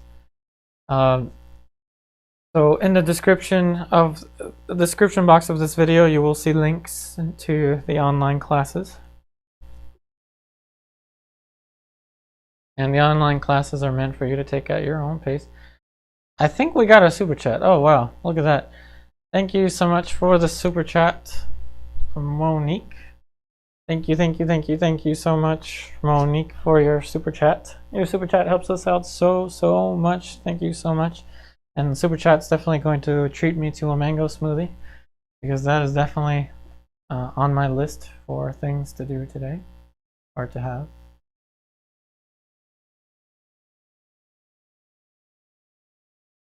Well, thank you for watching. So any more questions from the audience? Is there a way to download your skills into my brain? Thank you for that comment, Marshall.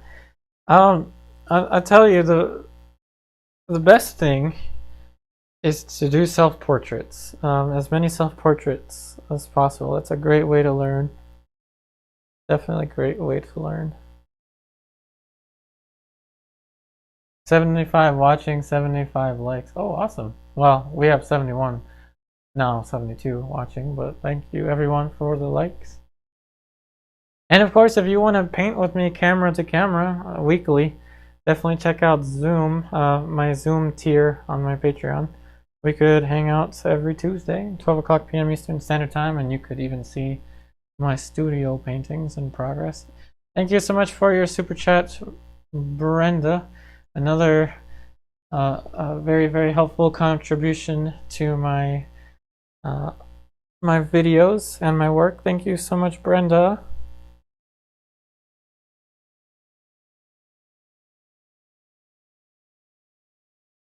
Alrighty, again, thank you so much, everyone, for watching this virtual painting session.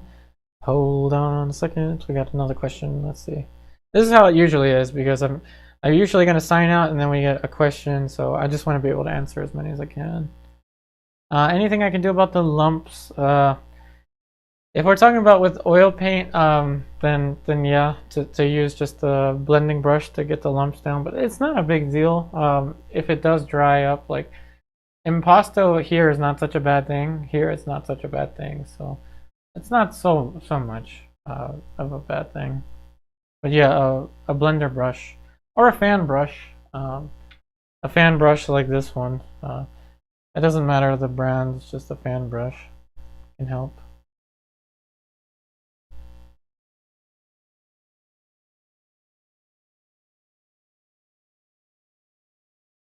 So Carol, yeah, this can help you with the lumps. If there's lumps of paint on your paintings when the painting is wet. On your acrylics,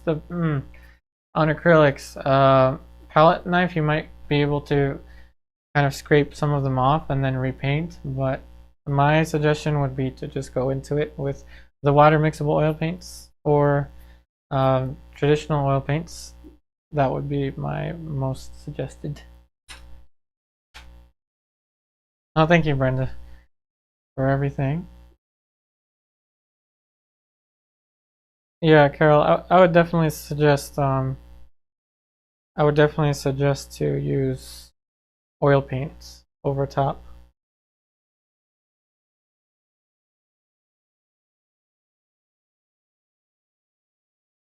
But of course, we can talk more about it on Tuesday on Zoom. No problem there. Alrighty, everyone. So we will be back on Wednesday, 5 o'clock p.m. Eastern Standard Time, and then after that, we will be back on the following Saturday, 12 o'clock p.m. Eastern Standard Time, so on and so forth, so on and so forth. Okay, so thank you so much, everyone. I wish you the very best in all of your artwork, and I will see you on the next one.